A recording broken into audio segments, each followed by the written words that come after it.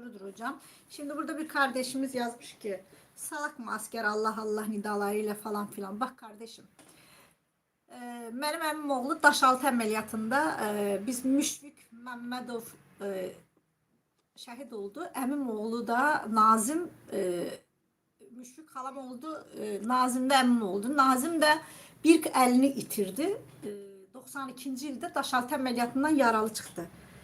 Və o əməliyyatda ermənilər bunları orada öyle bir vəziyyətə saldı ki, deyir ki avtomatı koydum ayağımın altına, böyle Nazım Sovyetlerden çıkan bir çocuk. Yani böyle siz ayda bunun kafasına ama inançlı biri.